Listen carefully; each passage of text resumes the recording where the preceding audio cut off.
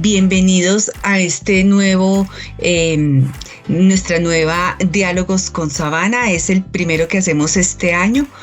Recuerden que Diálogos con Sabana es un evento que realiza la especialización en gerencia de la comunicación organizacional y en esta ocasión aliados con la maestría de comunicación estratégica, un evento de posgrados, un masterclass que lo que busca es actualizarnos en temas de interés de organización, comunicación y el trabajo.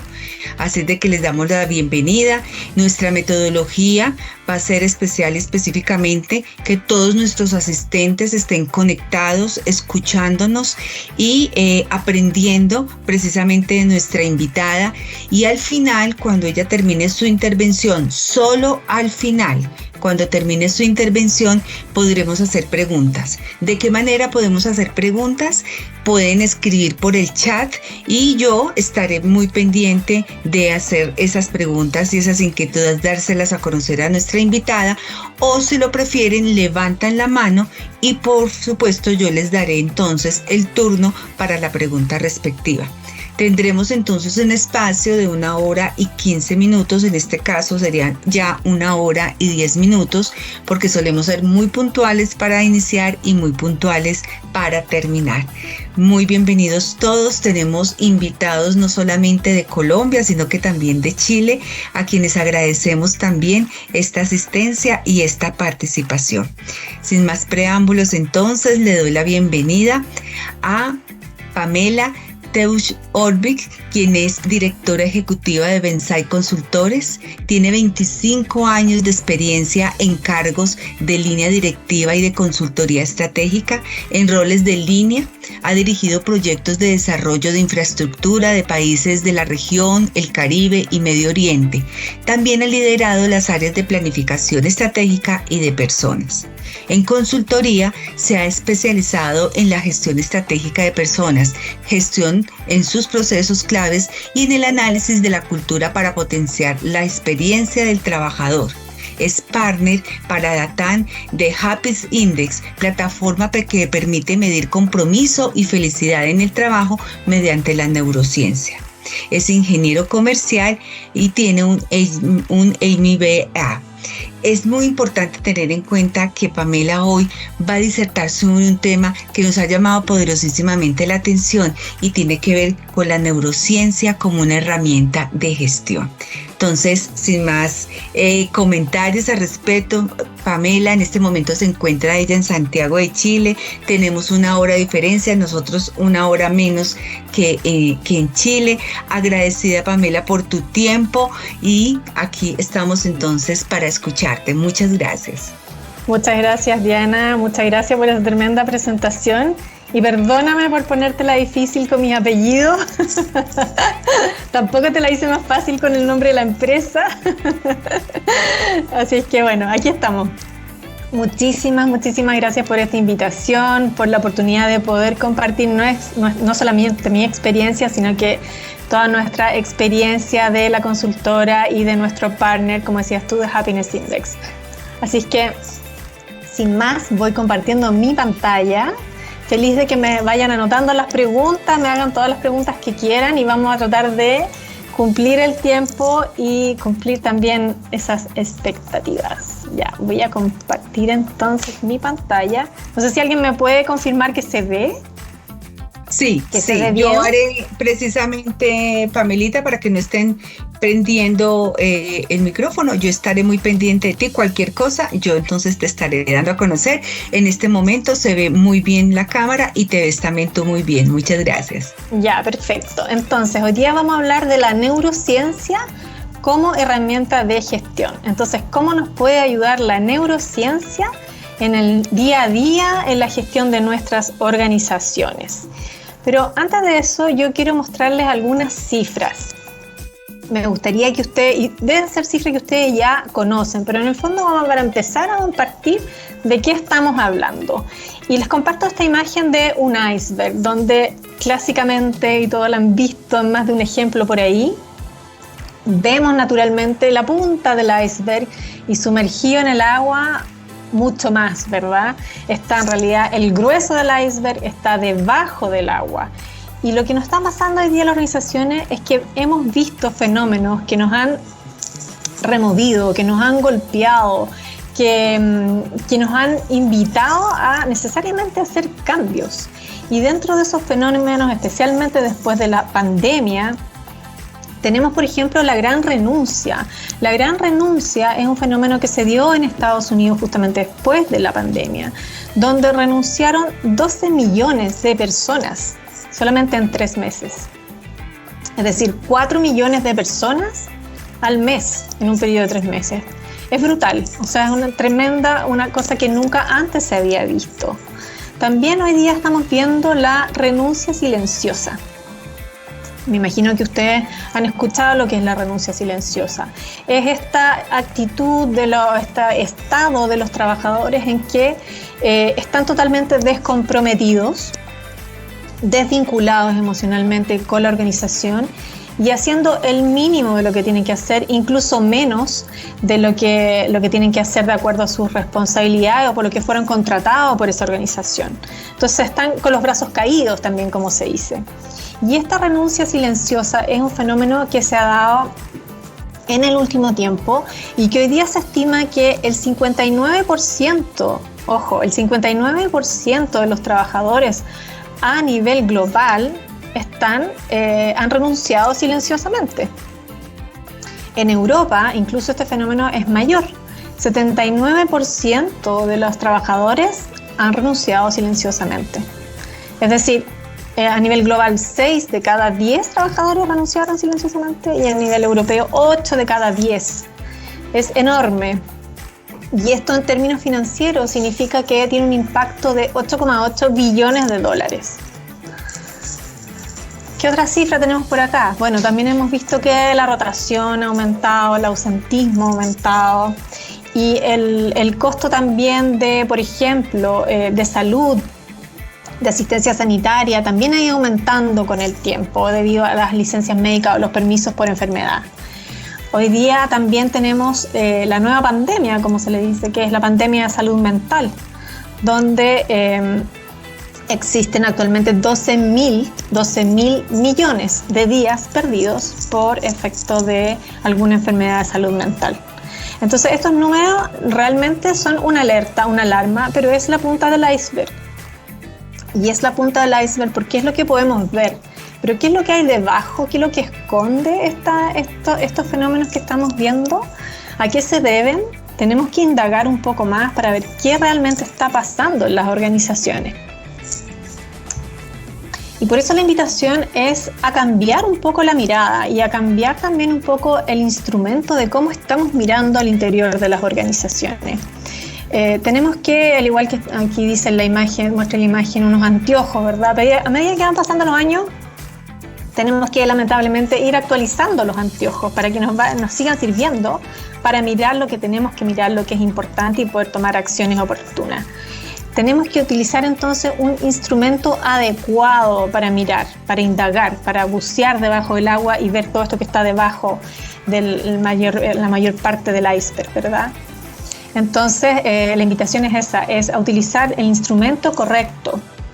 Ya no podemos seguir haciendo estudios de clima, por ejemplo, o solamente análisis psicosociales, porque nos quedamos cortos, no es suficiente.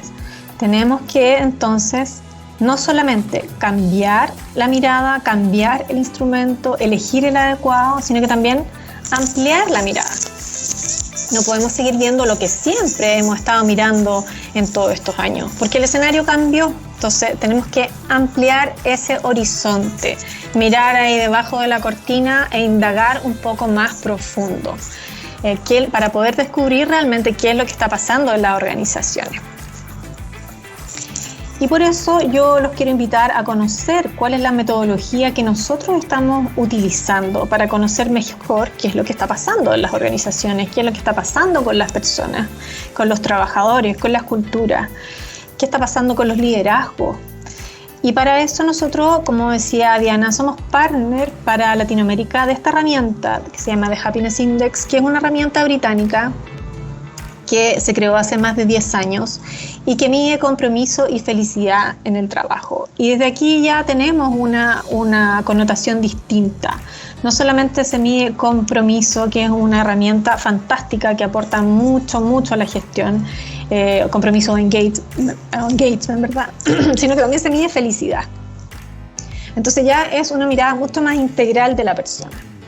Y esta herramienta, como decía, se creó hace más de 10 años y lo que busca es no solo tener mayor cantidad de información y en mayor profundidad, sino que aportar a la gestión, aportar al día a día, entregar información oportuna y relevante que me permita tomar decisiones que generen impacto. Y ese impacto que sea además de largo aliento, que no sea un impacto momentáneo, sino que potencie ese vínculo de los trabajadores con la organización y potencie también esa experiencia del trabajador. Conozcamos entonces de qué se trata todo esto y cómo se relaciona también con la neurociencia.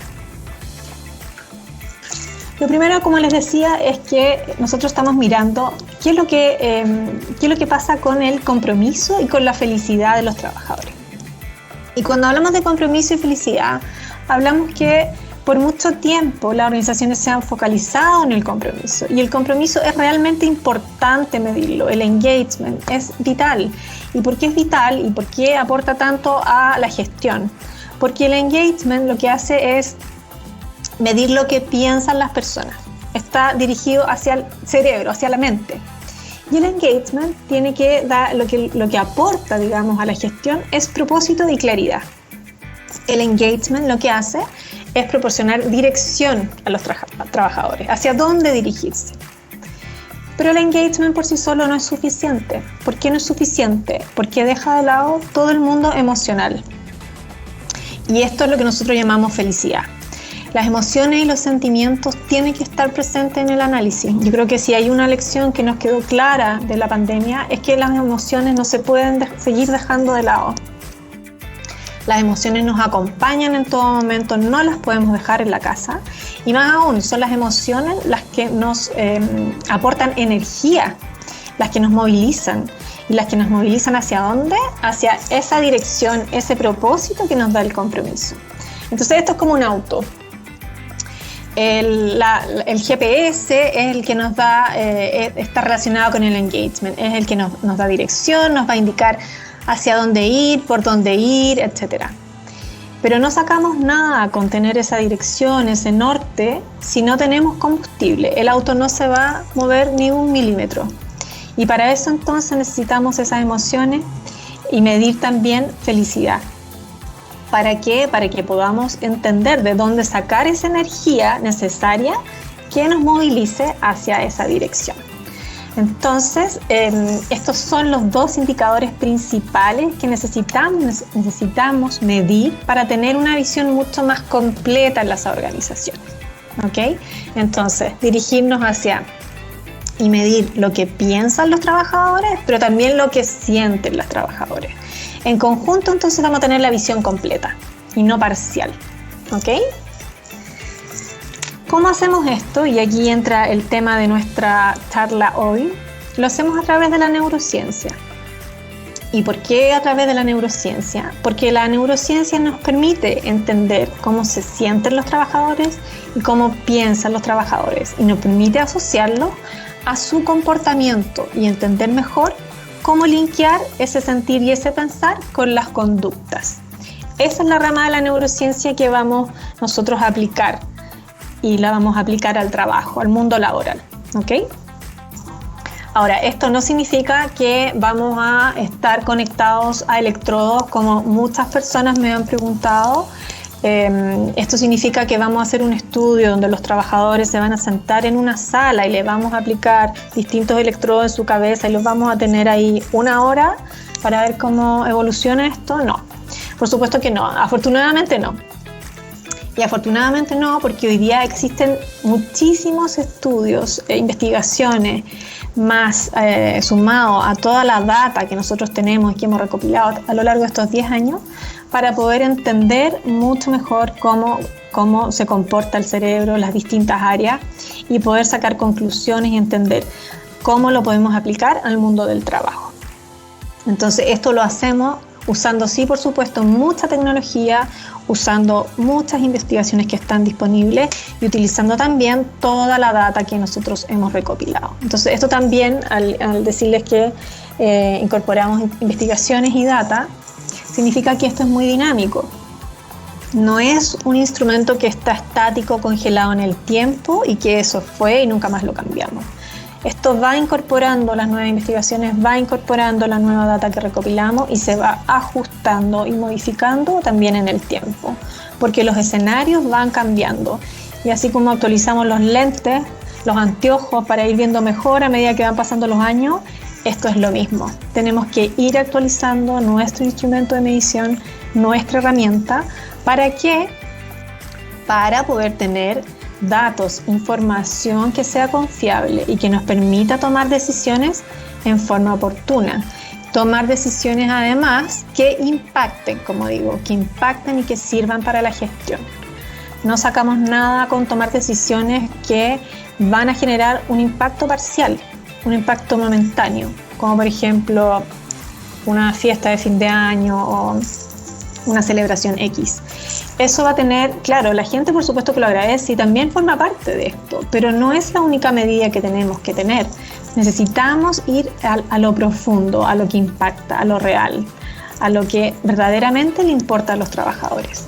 Y esa es la forma en la que vamos a generar mejores intervenciones de largo aliento y con un propósito también, que es potenciar la experiencia del trabajador y potenciar el vínculo que tiene el trabajador con la organización.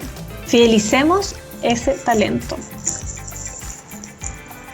Vamos de lleno a explicar un poco más la neurociencia y cómo funciona. Yo esto lo voy a tratar de hacer lo más simple posible. Nuestra metodología tiene, como les decía, mucha investigación, hay capítulos que son un poco más complejos desde la base teórica, pero nuestra plataforma intenta hacer esto de la forma más simple posible. La idea es que todos podamos entender esto, cómo se usa,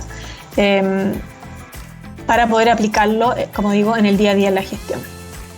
Entonces, la neurociencia es el estudio del cerebro, cómo funciona el cerebro y cómo se relaciona con las conductas. Ese es nuestro foco.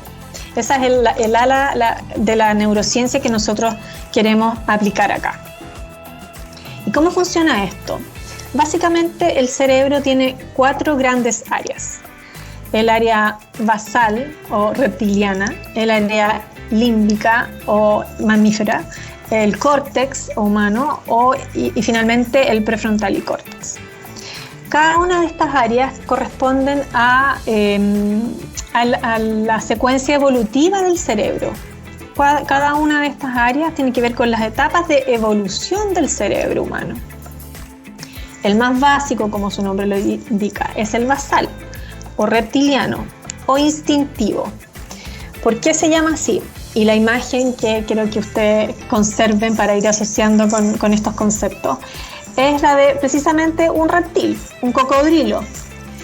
El área basal, reptiliana o instintiva es el área más básica porque lo que busca es responder a los temas más básicos, como son respirar, comer, dormir, reproducirse, defenderse.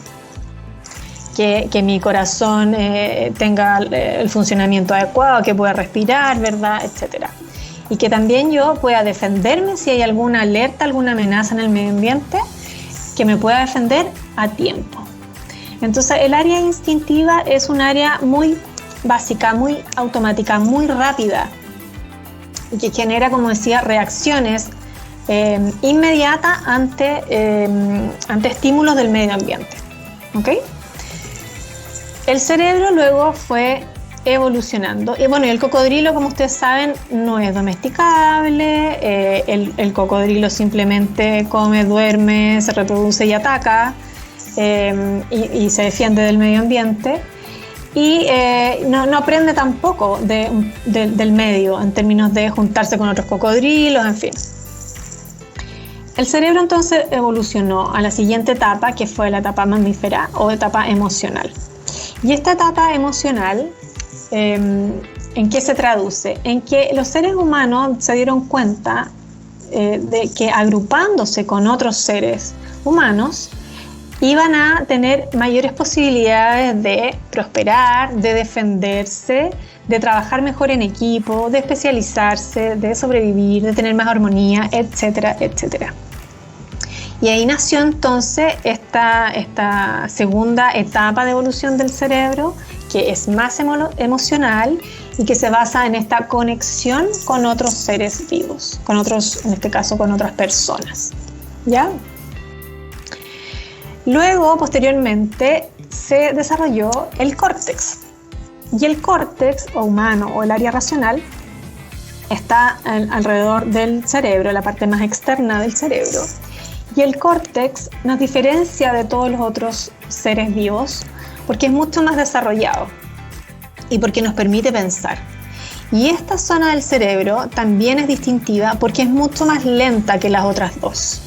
El área emocional y el área instintiva son rápidas. El área racional se caracteriza por ser más lenta y precisamente porque eso nos permite pensar, detenernos, hacer la pausa y evaluar más opciones. ¿Okay? Otros animales también tienen córtex, pero no al nivel de desarrollo que la tiene el cerebro humano. Y la última área en desarrollarse es el prefrontal córtex o el área reflexiva o de autoconciencia. Y esta área lo que nos permite es hacer una conexión y tener una mirada más de futuro, hacer una conexión con nuestro propósito en la vida, asumir mejor nuestras responsabilidades, tener conciencia de nuestros actos. Y esta área, además de ser la última en haberse desarrollado, también es la última en desarrollarse en el ser humano. Se dice que una persona desarrolla completamente su cerebro, específicamente esta área, alrededor de los 25 años. O sea, una persona antes de los 25 años todavía no tiene completamente desarrollada esta área. No sé si en el público personas menores a esta edad, no es nada personal contra ellos, pero esto es así, científicamente comprobado. Y se ve mucho más, se expresa mucho más en la edad adolescente, cuando nosotros vemos que los adolescentes, las personas más jóvenes incluso, están dispuestas a asumir mucho más riesgo o definitivamente no ven los riesgos de sus acciones. También le cuesta más asumir responsabilidad y tener esta propia autogestión y esta conciencia de uno mismo. Es por eso, es porque el cerebro todavía no se ha desarrollado a esa edad. Entonces, tenemos estas 4 áreas del cerebro. El área instintiva, que es la más básica, el área emocional, que nos permite conectar con otro, el área racional, que nos permite hacer la pausa y pensar, y el área reflexiva, que también es un poco más lenta y que nos permite, además de reflexionar, como su nombre lo indica, nos permite considerar la información de todas las otras áreas, combinarla y poder tomar mejores decisiones. ¿Ya? Bueno, dicho lo anterior, ¿cómo aplicamos esto, que es lo teórico, las áreas del cerebro y su evolución, al mundo de las organizaciones y también cruzándolo con lo que les comentaba hace un rato atrás, de medir felicidad y compromiso? Y lo conectamos de la siguiente forma. La felicidad, los sentimientos, las emociones, tienen que ver con el área instintiva y el área emocional del cerebro. Y el compromiso, el engagement, están relacionadas con el área reflexiva y el área racional. El área instintiva, por ejemplo, traducido al mundo laboral, se manifiesta en 2 dimensiones, en la seguridad psicológica y en la libertad. La seguridad psicológica, cuando nos sentimos seguros nosotros en el trabajo. Recuerden que el área instintiva es el área más básica y es el área que nos permite sobrevivir. Cuando hablamos de seguridad psicológica en el trabajo, estamos hablando de trabajar en un entorno físico adecuado, de sentir confianza en nuestro trabajo, con nuestros pares, con nuestros superiores, con la organización en general, de poder tener un adecuado equilibrio laboral y personal, tener espacio para mi vida personal, no estar con esta sobrecarga de trabajo que al final a lo que me va a llevar es a un estrés, una sobrecarga y probablemente quizás a una enfermedad de salud mental. Y la libertad entendida también como la libertad de poder ser uno mismo en el trabajo. Fíjense qué importante es esto de poder expresar nuestras opiniones, de no tener que aparentar ser alguien distinto, de no tener que usar una máscara todos los días por temor a que me castiguen, a que me discriminen, a que me sancionen, a que me persigan, etc. Eso es tremendamente agotador, además. Si nosotros nos sentimos inseguros y no sentimos esta libertad en el trabajo, ¿qué es lo que va a pasar? Lo que va a pasar es que vamos a estar en el modo de peligro, en el modo de combate permanente. Y este es un modo que es tremendamente agotador, demanda mucha energía, pero además de eso, lo que va a pasar es que vamos a estar permanentemente preocupados de lo que está pasando a nuestro alrededor. Vamos a estar pendientes de las alertas que hay porque yo no me siento seguro, no me siento con libertad. Significa que estoy rodeada de distintos riesgos o amenazas. Y estoy en modo ataque, preparado para saltar en cualquier momento, para huir en cualquier momento, para pelear en cualquier momento.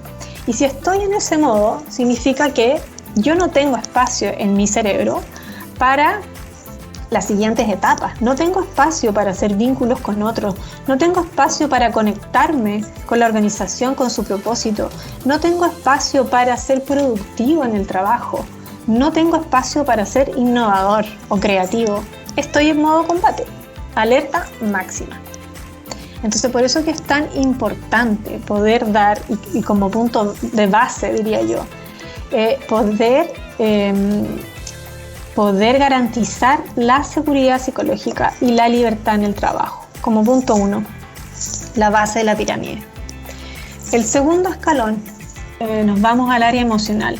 Y en el área emocional hablamos de poder mantener relaciones positivas en el trabajo, poder tener un ambiente agradable donde yo me llevo bien con los demás, donde yo puedo construir una relación, donde yo puedo disfrutar el trabajo con mi equipo.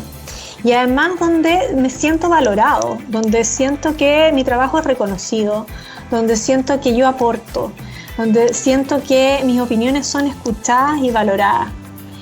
Estos dos elementos nos permiten generar una base emocional, una sana base emocional para el trabajador.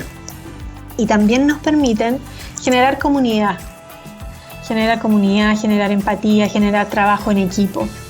Cuando, no sé si les ha pasado, pero nosotros hemos tenido algunos casos muy emblemáticos donde hemos medido en organizaciones y hemos visto que hay temas que son complejos y que no han sido resueltos, pero que hay una fuerte conexión emocional en el equipo, donde el equipo valora mucho a sus pares, donde disfrutan el trabajo, donde tienen amigos, donde hay una comunidad, hay un espíritu de equipo muy cercano.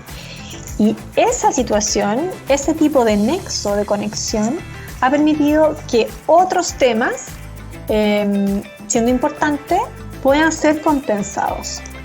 Y muchas personas nos han dicho, lo hemos visto, quizás a algunos de ustedes también les ha pasado, yo no voy a dejar mi trabajo a pesar de que me gustaría que me pagaran más, a pesar de que me gustaría tener otro tipo de oportunidades de desarrollo de carrera, a pesar de que me gustaría que me contaran más qué es lo que está pasando con la organización y con el entorno, a pesar de X. Porque tengo un muy buen equipo de trabajo, yo acá llego al trabajo y me siento contento, me siento acompañado, me siento apoyado, siento que somos equipo, que trabajamos juntos y que nos desafiamos, etcétera, etcétera. Entonces, cuando hay un nexo emocional así tan potente, incluso puede compensar mucho más otras situaciones que no están resueltas. El área racional, que es la etapa que sigue, tiene que ver con la claridad y con el empoderamiento. ¿Y qué significa esto? Que recuerden que el área racional y reflexiva son más lentas, es la pausa para pensar, para reflexionar.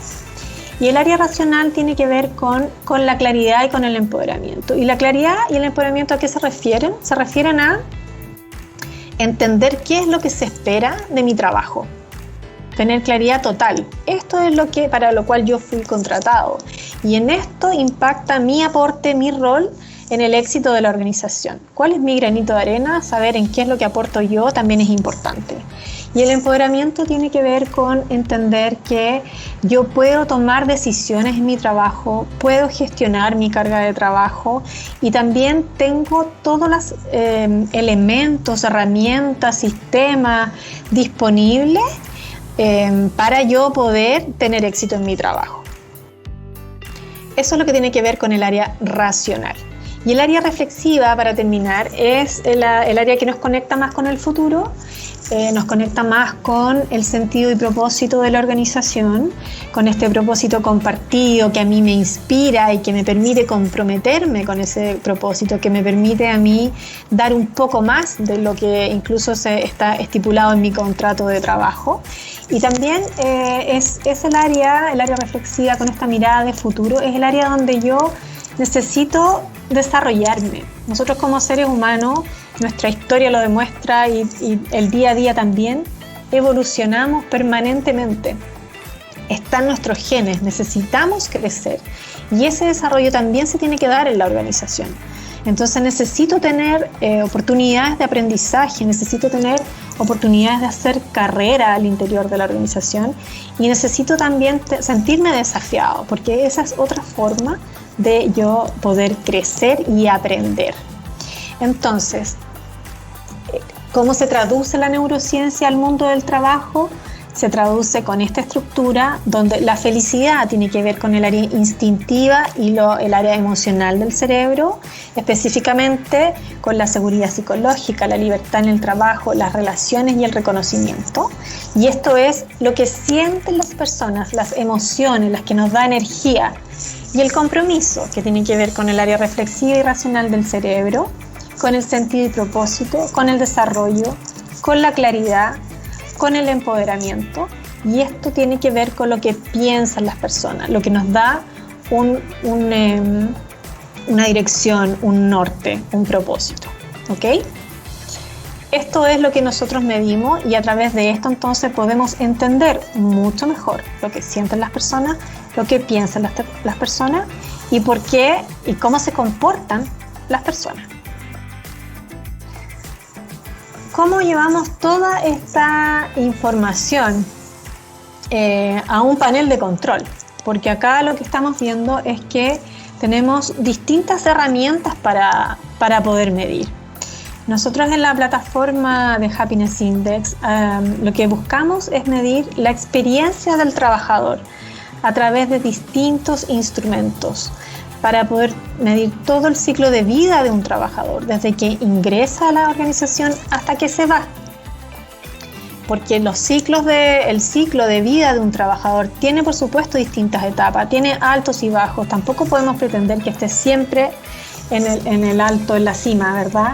Hay distintas etapas, pero lo importante es poder entender cómo son esas distintas etapas y qué es lo que es más importante para un trabajador, para sobre eso tomar acción, para sobre eso hacer gestión y nuevamente poder generar el impacto que queremos.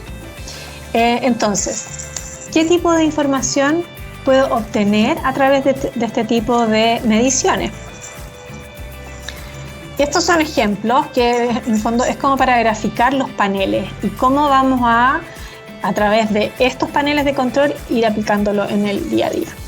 Tenemos mediciones que por supuesto nos van a hacer un análisis completo cuantitativo, vamos a tener promedios, vamos a tener distribución de puntaje, tendencias para poder medir la evolución en el tiempo de ese promedio, cómo se va comportando, va subiendo, va bajando, etcétera. ¿Cómo está contestando la gente? Esto también son buenos indicadores porque te dice la gente está contestando todo en 7, por ejemplo, o tenemos una gran variedad de respuestas.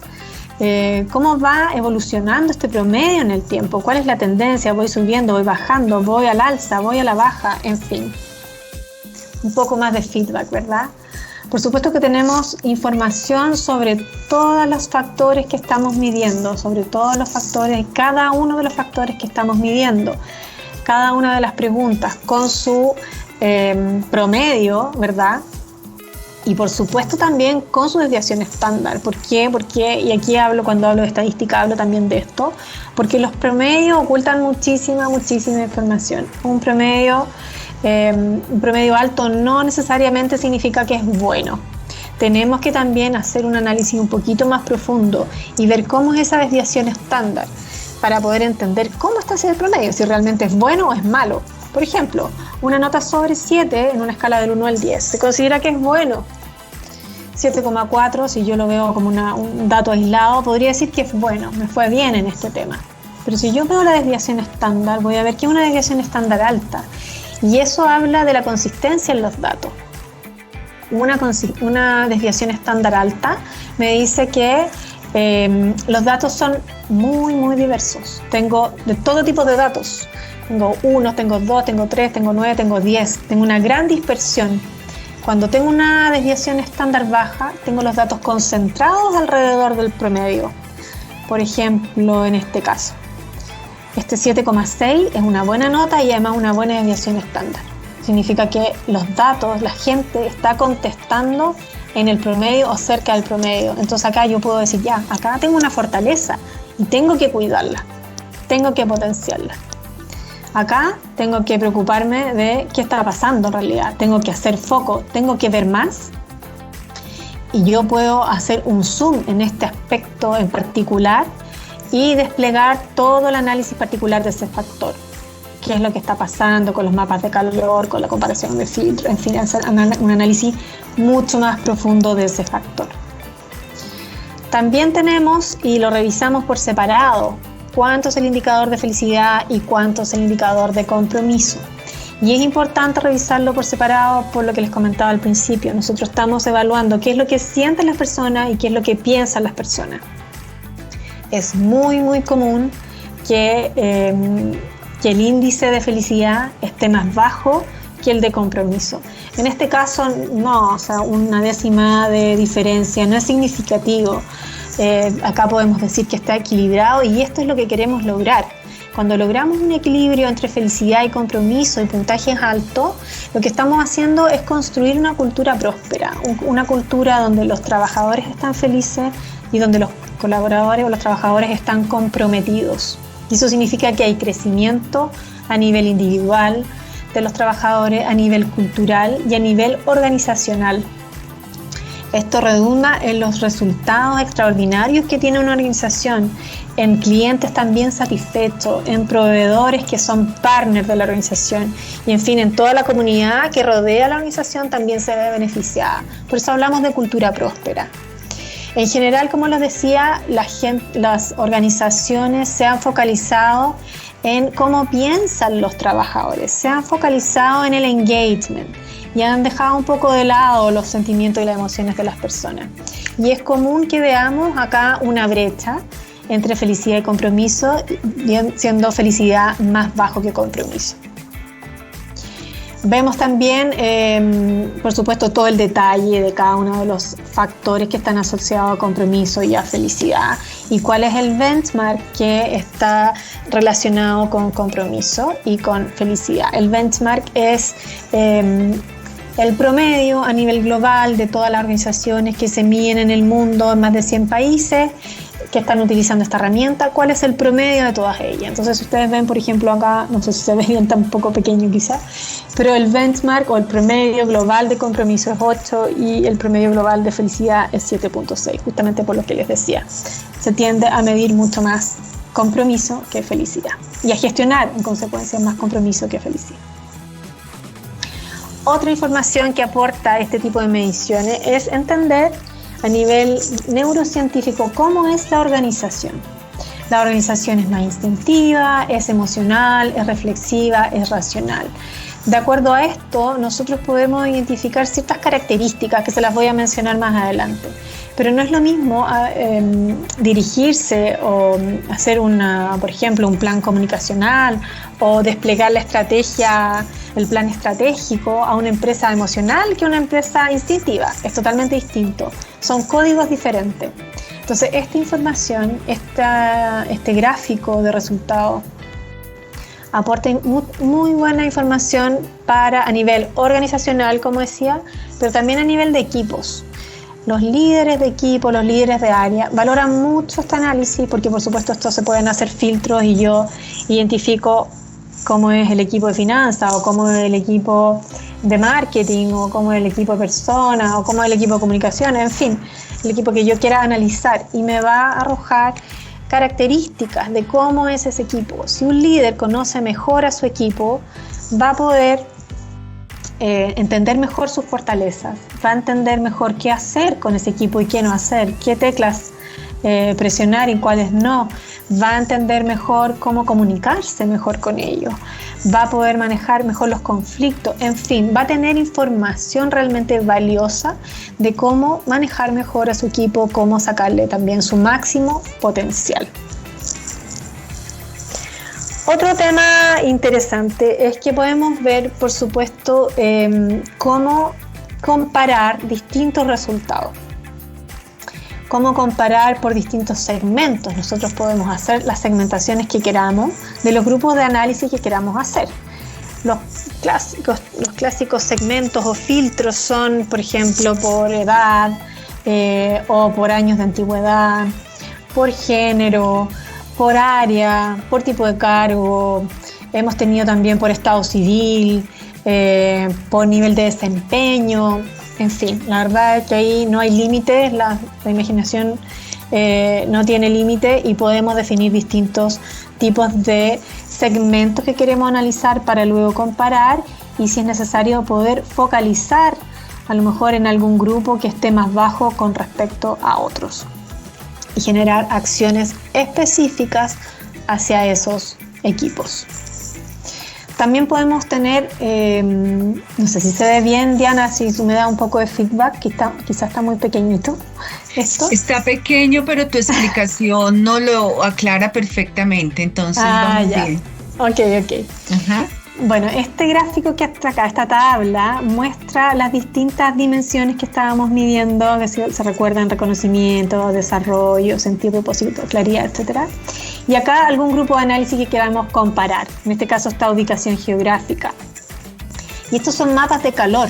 Y podemos ver acá, comparando por cada ubicación geográfica, las distintas dimensiones y factores que estoy evaluando. Entonces yo inmediatamente con colores puedo identificar en este caso son ciudades, en qué ciudades estoy más débil y en qué ciudades estoy más fuerte.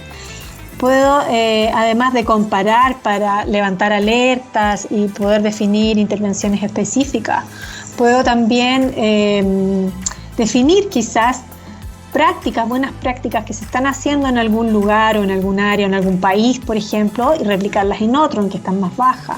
Puedo identificar también mentores o líderes de algún área que lo está haciendo muy bien y que puede ayudar a otra que a lo mejor está un poco más bajo.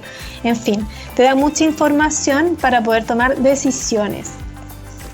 Esto no sé si se los comenté, parece que no. Además, toda esta información está en tiempo real. Eso quiere decir que a medida que las personas van contestando una encuesta, en definitiva, inmediatamente se van generando los resultados y estos paneles de control que hemos estado viendo en forma inmediata, en tiempo real. Esto quiere decir que cuando se cierra un estudio, nosotros inmediatamente tenemos el resultado, no tenemos que esperar ni una semana, ni 2 meses, ni 3 meses, ni nada. Inmediatamente tenemos el resultado y podemos tomar acciones oportunas. A veces nosotros hemos visto con estos antiguos instrumentos de medición que tenemos que esperar 3 meses. En 3 meses el resultado ya es historia, o sea, eso ya pasó, el escenario totalmente cambió. Entonces las decisiones que tomemos luego de 3 meses probablemente ya no van a tener el mismo impacto o efecto que esperábamos tener. Vale. Otro punto importante es que podemos hacer cruces de filtro. ¿Ya tienes acceso a esta acta o no? Por favor, cierran los micrófonos para que no tengamos interrupción. Continúa, por favor, Pamela. Gracias. Podemos hacer filtros, cruces de filtros, y eso es súper interesante, nos ha servido mucho porque también podemos ir definiendo grupos más pequeños que nos gustaría analizar. En la medida que esta plataforma es 100% anónima, y eso significa que nadie puede ser identificado por sus respuestas. Y en ese sentido, en la medida que nosotros podamos, con estos cruces de filtro, tengamos más de 5 respuestas, vamos a poder ver resultados. Si tenemos menos de 5 respuestas, no hay forma de ver los resultados, ¿ya? Entonces, en la medida que nosotros hagamos cruces de filtro y digamos, por ejemplo, como aquí está en esta imagen, si queremos saber cómo son las mujeres que son de la generación X y del área de finanzas, podemos hacerlo, podemos mirar los resultados de ese grupo específico en la medida que tengamos la cantidad suficiente de respuestas. Si tenemos la cantidad suficiente de respuestas, más de 5, entonces podemos hacer un análisis específico de ese grupo y así podemos hacer todos los cruces de filtros que queramos. Lo que hemos hecho comúnmente es este tipo de cosas, o sea, quizás las mujeres o mayores de 25 años y que son de un país en particular, o no sé, de un área específica y que tengan más de X años de antigüedad, en fin. Ahí las posibilidades también son infinitas, pero en el fondo esto nos permite también ir acotando. A veces cuando tenemos una gran desviación estándar, una gran dispersión de datos, como les comentaba hace un ratito, también es interesante hacer este tipo de análisis más cruzado para ir acotando y ver en realidad dónde están esas diferencias y poder abordarlas mejor. También podemos ver el NPS, que no sé si ustedes están familiarizados con este término, pero el NPS es un indicador que tiene que ver con la satisfacción del trabajador y que mide la relación con la marca y el vínculo con la marca empleadora. Permite identificar cuántos promotores de marca hay, cuántos detractores y cuántos pasivos. Es una sola pregunta y que se contesta también en una escala del 1 al 10. Y, como decía, permiten identificar promotores y detractores. El indicador es un indicador que está entre menos 100 y 100. Cuando está sobre 0 significa que tenemos más promotores que detractores, o sea, ya es positivo. Sobre 10 ya lo consideramos bueno porque entre 0 y 10, claro, es positivo, pero un poco frágil. Entonces sobre 10 lo consideramos bueno, sobre 30 muy bueno, sobre 50 excelente. Entonces este indicador es muy interesante, es una prueba muy ácida porque los promotores son aquellos que contestan con la nota 9 o 10 solamente. Es muy exigente, digamos. Y los detractores son los que contestan entre 0 y 6. Entonces se le resta el porcentaje de promotores, se le resta los detractores. Y ese es el indicador que se arroja acá. Acá entonces lo que medimos es cuántos promotores netos tenemos. Promotores menos detractores. Y es interesante ver cómo se distribuye esto para saber cuántos son los máximos promotores, cuántos están en 9, cuántos de los pasivos, por ejemplo, están en 8, que están un pasito de convertirse en promotores, y cómo están distribuidos los detractores. Tenemos muchos 1, tenemos muchos 2 que son detractores, 100% detractores, o quizás tenemos por ahí muchos 6 que están a un paso de convertirse en pasivos y luego dar el siguiente peldaño. Entonces este es un análisis que es muy interesante, que aporta mucha información y con una sola pregunta. Y de este indicador también se puede desprender cuáles son los factores claves que impactan, que lo veremos a continuación, que es el análisis de Key Drivers. El análisis de Key Drivers yo diría que es uno de los análisis que más aportan a la gestión porque nos permite identificar cuáles de todos los factores que estamos evaluando son los que más impactan. Ya sea impactan en la felicidad de los trabajadores o impacta en el NPS, en el indicador que acabamos de ver. Lo importante acá es poder identificar cuáles son esos factores claves para poder hacer gestión sobre ellos. Esto nos permite, ¿qué nos permite? Nos permite priorizar recursos, priorizar acciones. Sabemos que si nos vamos a concentrar en los factores que más impactan, vamos a mover la aguja. Si nos concentramos en hacer gestión sobre los factores que menos impactan, el proceso va a ser mucho más lento y el impacto va a ser menor. Entonces esto nos da foco, dónde priorizar, dónde gestionar para generar ese impacto en los trabajadores. El impacto además que decíamos que sea de largo aliento, un impacto que permanezca, no una cosa puntual. Estos son temas más profundos. Entonces eso nos permite generar un impacto mayor. Estos Key Drivers es un análisis que se hace para cada organización, ¿ya? De todos los factores que medimos, cuáles son los factores que más impactan. Esto ha sido clave para las organizaciones con las que hemos trabajado, porque sobre estos factores, es un ranking, esto es como se ve aquí, una especie de ranking donde los primeros son los factores que más impactan y así hacia abajo los que menos impactan. Nos focalizamos normalmente en los primeros 3, los primeros 4, en fin, y como un tema estratégico, ¿ya? Entonces, no solamente miramos en qué nos va bien y en qué nos va mal, que es importante mirarlo, pero es mucho más importante mirar qué es lo que más impacta. Hacer el cruce también con qué es lo que está bien y con qué es lo que está mal. Pero lo que más impacta es lo que tenemos que potenciar o mantener. Sobre eso tenemos que hacer gestión. ¿Ok?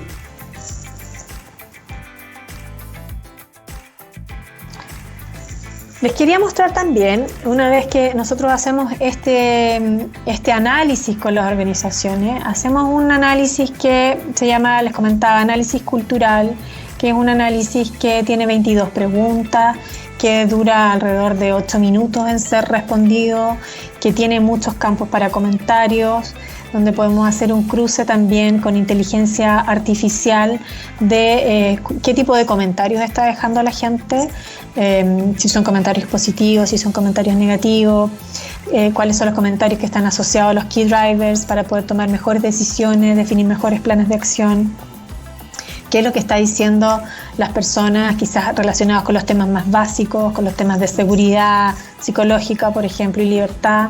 En fin, entonces es un análisis que nos da un diagnóstico bastante profundo de la realidad de una organización y que es un análisis que es recomendado hacer en forma periódica.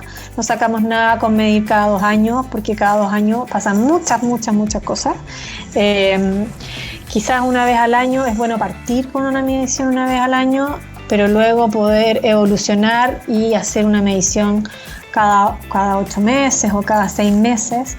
Lo importante es poder hacer, como decía, gestión sobre esa información que vamos a recoger, porque tampoco sacamos nada con recoger periódicamente y que la gente no vea que estamos haciendo gestión sobre eso, porque en la siguiente medición las personas no van a responder. Yo respondí la primera vez y no pasó nada.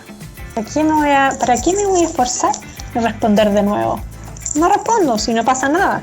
Entonces tenemos que hacernos cargo de esos datos, tenemos que hacer gestión sobre esos datos y tenemos que comunicar oportunamente qué es lo que vamos a hacer con esos datos.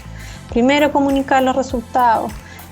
Segundo, que los líderes se reúnan con sus equipos para comunicar los resultados, no solamente nuevamente los resultados organizacionales, sino que también los resultados a nivel de equipo. Y nuevamente recoger en ese tipo de reuniones más feedback de las personas, también qué ideas se les ocurren para resolver algunos temas que estén más bajos y para potenciar o mantener algunos temas que estén más fuertes. Y también, como tercer punto importante, comunicar qué acciones se van a tomar a nivel organizacional y a nivel de equipo. Como digo, estos 3 etapas de poder comunicar qué es lo que pasa con los resultados una vez que ya se cierra el estudio son claves para poder seguir avanzando, para que la gente vea que se están haciendo cosas, para dar una señal positiva de que la organización le importa lo que las personas están diciendo y que la gente vea que realmente estas opiniones se valoran, se escuchan y pasan cosas. No se pretende que se aborde todo, eso es imposible hacerse cargo de todo, absolutamente todo. Pero sí es importante dar una señal y abordar lo más importante, lo clave. Es un primer paso. Luego, con el tiempo, se podrán seguir abordando otros temas. Pero sí abordar lo más importante y lo clave. Y comunicarlo oportunamente. ¿Qué es lo que ha pasado en el último año? Nosotros hacemos estos estudios a nivel, como decía, organizacional. Cada organización tiene sus propios resultados, tiene sus propios key drivers, tiene su propia frecuencia para medir, ¿verdad? Tiene su propio feedback también de parte nuestra, de sus sugerencias, sus planes de acción, en fin. Cada organización es un propio mundo. Pero a nosotros también nos interesa poder tener data a nivel global, a nivel agregado, que nos permita llegar a ciertas conclusiones y poder ver si hay alguna tendencia, si hay algo que se está repitiendo y que estamos observando a nivel global. Y eso es lo que quiero compartir también con ustedes en las siguientes láminas. En el último año, el año 2023, tenemos 40.000 encuestados, 40.000 personas que contestaron esta encuesta en más de 100 países alrededor del mundo, y el promedio general fue de 7,8, un muy buen promedio y muy equilibrado además entre felicidad y engagement. Ya aquí se ve un muy buen equilibrio, casi prácticamente el mismo resultado entre felicidad y engagement, lo cual es muy positivo. Además vemos que cómo se comportan los resultados al hacer el análisis neurocientífico, y vemos que hay una diferencia significativa entre el mejor puntaje y el puntaje más bajo. El puntaje más alto lo tiene el área emocional y el más bajo el área reflexiva. El área emocional básicamente, que es un área de contrastes, el área emocional. ¿Por qué? Porque tiene el mejor puntaje en la dimensión de relaciones positivas, pero también tiene el puntaje más bajo en la dimensión de reconocimiento. Esta dimensión de reconocimiento es la más baja, pero al ser las relaciones positivas la más alta y muy alta, permite compensar ese puntaje más bajo. Entonces el área emocional es interesante mirarla con mayor detalle, porque como digo, tiene el puntaje más alto, pero también tiene la dimensión más baja, que es el reconocimiento. Y el área reflexiva, que tiene el puntaje más bajo, 5 décimas, que es significativo de diferencia con el área emocional. El punto o la dimensión que más impacta en este resultado es el desarrollo. Y el desarrollo lo hemos visto como una de las dimensiones más bajas a lo largo del tiempo. Esta es una de las dimensiones que es ampliamente demandada, y yo diría que es incluso más demandada en las generaciones nuevas, y por eso ha ido cobrando mayor importancia. Las generaciones más nuevas, uno de los temas relevantes y los que más se fijan es el desarrollo al interior de la organización, la posibilidad de aprender, de estar desafiado, de poder hacer carrera, de poder tener un futuro profesional al interior de la organización. Si vemos en detalle cada uno de los factores, ya aislando las áreas del cerebro, ¿verdad? El análisis neurocientífico, vemos que cuáles son los factores que más impactan, cuáles son los key drivers a nivel global. Es sentirse inspirado, es sentirse valorado, es sentirse escuchado y es tener confianza. Esos son los 4 factores que más impactan en la felicidad y compromiso de los trabajadores a nivel global durante el año 2023, y que se mantienen prácticamente iguales con respecto al año anterior. Es decir, los últimos 2 años después de pandemia, estos factores se han mantenido estables. Y destaco estos 4 porque son los que tienen mayor impacto. ¿Qué significa este impacto? Cortito se lo explico. Significa que si yo logro subir un punto en la dimensión, en el factor sentirse inspirado, voy a subir 0,75 puntos en la felicidad en general. Eso es lo que impacta en el indicador general, ¿ya? Entonces, estos son los 4 factores que más impactan y que tienen que ver con sentido y propósito, con reconocimiento y con seguridad. Acá hay uno de los factores, como decíamos, clave de seguridad psicológica, está dentro del área instintiva, y se hace necesario poner énfasis acá y abordarlo rápidamente. Ahora, ¿cómo están estos factores clave evaluados? Porque una cosa es que impacten y otra cosa es saber cómo fueron evaluados. Entonces, ya sabiendo que estos son los 4 más evaluados, me interesa saber cómo les fue en la encuesta en general. Y es interesante ver que esos 4 factores no están en los top, todo lo contrario, están en la parte más baja de las evaluaciones, ¿ya?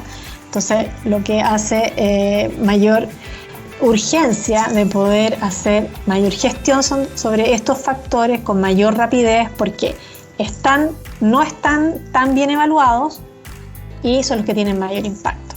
La buena noticia es que tienen mucho para crecer. O sea, haciendo gestión sobre ello va a tener un impacto directo sobre el resultado general. Vamos terminando, Pamelita. Vamos terminando. Bueno, esto rápidamente es cómo son los distintos sectores. El mejor sector evaluado por industria nos sorprende mucho el sector de salud y bienestar, y el sector más bajo evaluado es el sector público. Y finalmente, Diana, no sé si me da últimos 5 minutos, ¿alcanzo? Porque quiero mostrarles esto que es interesante. Sí, tenemos 5 minutos y 5 minutos de preguntas. Fantástico, porque esto es muy, muy interesante. Como les decía yo, nosotros podemos hacer el análisis neurocientífico de los equipos. Y como les decía también, hay diferencia entre los distintos tipos de equipos, los emocionales, los racionales, los reflexivos, son distintos. Por ejemplo, los equipos instintivos son directos, son firmes, tienen iniciativa, son energéticos, están 100% orientados a los resultados. Ellos prosperan en ambientes donde se les da libertad, donde no es un ambiente rutinario, donde tienen desafíos, donde tienen oportunidades. Tenemos que evitar con ellos, por ejemplo, dar muchos detalles o centrarnos en el storytelling o compartir o centrarse demasiado en las emociones. Eso no va bien con los equipos instintivos. Sí va bien con los equipos emocionales. Por ejemplo, los equipos emocionales sí se mueven por las relaciones, también con el storytelling, son empáticos, necesitan una imagen, una figura, la interpretan mucho mejor, conectan mucho mejor con la imagen, tienen foco, por supuesto, en las personas, en el nexo, en tener espacio para fomentar las relaciones con otros. Son más bien informales, un estilo más informal. ¿Qué no hacer con ellos? Por ejemplo, no darles espacio para relacionarse con otros, centrarse en argumentos, en fin. Los equipos racionales, por ejemplo, son precisos, analíticos, metódicos, funcionan muy bien las áreas, por ejemplo, de gestión, de planificación, de contabilidad, tienen altos estándares, son claros, son precisos, son metódicos. Donde prosperan en trabajos más técnicos, donde hay mucha claridad, ¿verdad? ¿Qué no hacer con ellos? Centrarse en las emociones o exagerar mucho, basarse en la intuición. Ellos sí valoran los detalles, la estructura, presentar un caso de éxito, por ejemplo. Y finalmente los equipos reflexivos son equipos que ven más la visión de futuro, que les gusta más argumentar, que necesitan un espacio para debatir, se motivan con el sentido del trabajo, con el impacto del trabajo, cuál es el propósito también de la organización. Ellos conectan con ese propósito, tienen esta visión más global, aportan distintos puntos de vista. Lo importante con ellos es mostrarles una visión de futuro, es darles espacio para debatir, para reflexionar, darles tiempo, tener una apertura de mente que abra posibilidades y no todo lo contrario, forzar una decisión rápida o cerrarse a ser obstinado, como dice ahí, ignorar consecuencias. Entonces, como ven, los distintos equipos tienen distintas características y podemos potenciar sus fortalezas, podemos aprovechar su máximo potencial y considerar estas características también para conectar mejor con ellos, para comunicarse mejor con ellos, para traspasar la información que queremos transmitir con ellos, para, como decía al principio también, para manejar mejor los conflictos con ellos. Entonces, esta información es información, como les decía, que es muy valiosa para los líderes de área. Ya, con eso termino. Este es el resumen, pero con eso termino, Diana, así que no sé si quieres, damos espacio para las preguntas. Sí, efectivamente, agradeciéndote, Pamela, por esta intervención que es profunda, que para los posgrados y los contenidos precisamente que tienen los posgrados en este momento son fundamental, porque es un tema de relevancia, de actualidad y que además conecta directamente con la comunicación. Entonces, de verdad, Pamela, que te agradezco mucho y quisiera entonces saber si hay 2 o 3 manos levantadas que lo hagan en este momento para poder darles la palabra.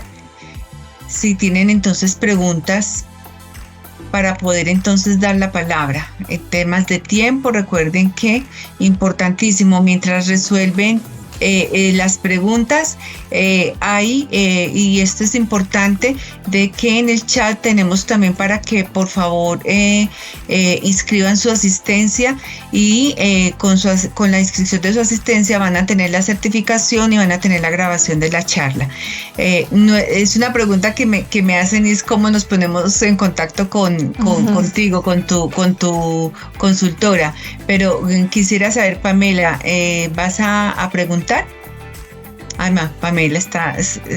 ¿Cómo preguntar? Pamela, nos están diciendo que cómo ponerse en contacto contigo, entonces pues sí. Déjame mostrar acá mis datos de contacto. Voy a compartir de nuevo. A ver ahí, sigue en mi pantalla.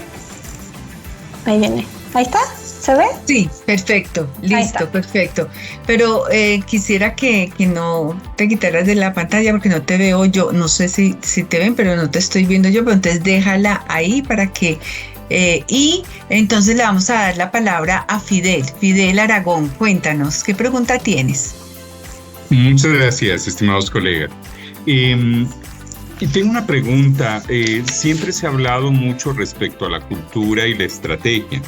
Si bien es cierto, nos presenta nuestra expositora pues en un análisis importante respecto a cuáles son esos elementos clave de la felicidad y el desempeño, ¿cómo entra la estrategia? Porque sabemos que cada organización pues define estrategias diferentes y no sé si han hecho un análisis, bueno, esa estrategia requiere que la cultura sea más flexible o al contrario, más rígida. Esa es la pregunta que le tengo a nuestra expositora. Gracias, Diana. No, a ti, Fidel, gracias, Pamela. Bueno, esta información que yo les acabo de compartir y todo lo que hemos visto se basa en un análisis cultural. O sea, definir cuáles son los elementos claves para la cultura es lo que te va a dar la estrategia. Y cómo va a impactar esos elementos claves de la cultura, no solamente en la estrategia de personas, sino que en la estrategia del negocio. Porque sabemos que las personas, cuando están más comprometidas y más felices en sus trabajos, en sus organizaciones, logran resultados mucho mejores. Y hoy día está demostrado también que una de las formas de diferenciarse con respecto a otros competidores es precisamente tener una experiencia distinta, no solamente una experiencia del cliente diferente, sino que también una experiencia del trabajador.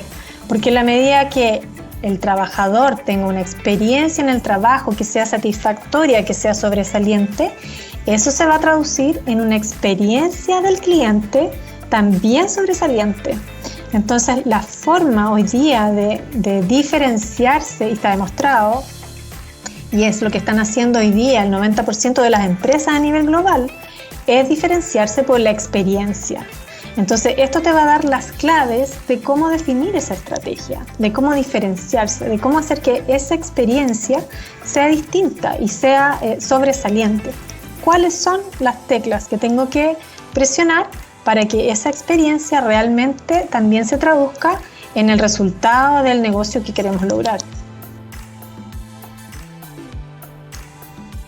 Gracias, Pamela, y gracias a Fidel por su pregunta. En este momento lo que hay en el chat, Pamela, es agradecimiento y nos manifiestan lo importante que ha sido esta charla para los asistentes. Yo sí quisiera que tú cerraras, Pamela, porque tú tienes una experiencia en el tema de medición que es fundamental y cómo desde la comunicación se vuelve tan importante la evidencia, no solamente de medir, sino que tú lo dices muy bien, que los resultados se comuniquen, pero que además esos resultados nos lleven a guiarnos y a orientarnos para la toma de decisiones y para las adecuadas prácticas. Yo quiero que hagas un cierre precisamente de eso, y porque valoro mucho que precisamente desde la neurolingüística se tome, digamos, como en serio todo este tema de la medición. Mira, gracias, Diana. Nosotros lo que hacemos, y yo siempre lo digo, nosotros no vendemos una plataforma, sino que acompañamos a la organización en este proceso, porque este es un proceso y es mucho más que la simple medición. Aplicar una medición la puede hacer cualquiera. El punto es qué medición vas a aplicar y cómo lo vas a hacer. Y el cómo lo vas a hacer es la gran diferencia. ¿Por qué? Porque nosotros, todo nuestro proceso parte y se basa también en un tema comunicacional. Para nosotros la estrategia comunicacional que vamos a tener durante todo este proceso es clave, y eso parte mucho antes de la medición. Parte con con reuniones con el equipo de gerente o el equipo de directivo o que, como le llamen ustedes, pero con los líderes de la organización, para que los líderes entiendan qué es lo que se va a hacer, para que se comprometan también con las distintas etapas del proceso, para que sean capaces de responderle a su equipo e invitarlos a responder estos análisis, estos estudios que se hacen, y también para que los líderes se comprometan en las etapas posteriores a comunicar los resultados. Luego, durante todo el proceso de la medición hay una estrategia comunicacional que es muy potente, y esa estrategia comunicacional lo que apunta es a invitar a la gente a contestar, a explicar por qué se está haciendo esta medición, no solamente por preguntar, es porque nos importa lo que opina la gente, es porque nos interesa escucharlos, nos interesa saber qué es lo que es importante para los trabajadores y cuáles son los puntos fuertes de la organización que tenemos que mantener y cuáles son los puntos que están más débiles que tenemos que mejorar. Nos interesa también que confíen en la medición y que puedan dejar comentarios libremente, porque esto es anónimo y porque esos comentarios nos van a servir para mejorar. Y durante toda la campaña comunicacional hacemos énfasis en estos puntos, en que por favor contesten, porque esto es para mejorar entre todos, esto se construye entre todos, y esto ha tenido muy buenos resultados, a tal nivel que las tasas de respuestas que hemos tenido con esta estrategia son sobre el 85% de tasa de respuesta, que es muy alto. Y finalmente, también como lo decía, la etapa de cierre del estudio también es clave, o sea, cada una de las etapas es importante, no hay ninguna que sea más o menos importante que la otra. Cuando se cierra el estudio es muy importante comunicar los resultados. Con este tipo de herramienta tenemos los resultados en forma inmediata, entonces se cierra el estudio y al otro día o el mismo día, normalmente al otro día, se puede comunicar en forma masiva cuál es el resultado general y partir inmediatamente con las reuniones de equipo para comunicar los resultados por cada área o por cada equipo. Y con esa reunión que nosotros la recomendamos 100% hacerla, nosotros capacitamos a los líderes para que puedan tener esta reunión de forma adecuada, les damos algunos tips, algunas herramientas para que lleven a cabo esta reunión con su equipo, porque es una reunión que los equipos van a valorar mucho, porque les van a transmitir los resultados de la medición, del estudio. Y los líderes también van a valorar mucho porque van a tener feedback adicional y complementario a lo que tienen con el estudio. Salen muchas ideas de cómo mejorar, de cómo potenciar resultados, y es una reunión que yo te diría que en el 100% de los casos ha sido valorada. Entonces, luego de esa reunión, una de las últimas etapas del proceso, finalizado el estudio, es comunicar las acciones concretas que se van a tomar y en el tiempo ir manteniendo hay una pregunta del estudio que es: ¿me mantienen informado? ¿Cómo que también me mantienen informado? Y esa pregunta, ay, se me está acabando la batería, perdón. Y en el cierre del estudio, entonces es importante también poder ir comunicando qué acciones se van tomando y el estado de avance de esas acciones. Cómo vamos cumpliendo con lo que se comprometió la organización a hacer. Eso también es clave porque eso genera confianza. Y recuerden que la confianza es uno de los aspectos claves para la seguridad psicológica. Está en el área instintiva del cerebro. Entonces es muy importante cuidarla y potenciarla. Entonces, para cerrar, Diana, el tema comunicacional es una pieza clave en todo el proceso, en las distintas etapas, antes de hacer una medición y mucho después de terminado el estudio también.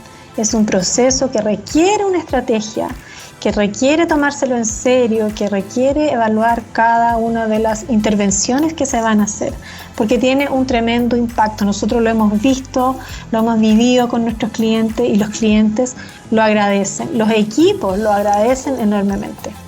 Así que solamente cerrar con eso, el tema comunicacional, Sí, Pamela. no dejarlo de lado, es una pieza tan clave como la misma medición. Pues Pamela, agradecerte a ti este tiempo, compartir con tanta generosidad tu conocimiento, tu experiencia, a todos los asistentes. Hemos tenido asistencia de México, Ecuador, Perú, Colombia, por supuesto, y Chile. Ahora nuestros estudiantes de posgrados tienen en 10 minuticos sus clases, entonces por favor continúen esta tarde de conocimiento. Les agradezco infinitamente y los esperamos en otro próximo Diálogos con Sabana. Feliz tarde. Muchas gracias, Dione. Muchas gracias a todos. Chao, chao.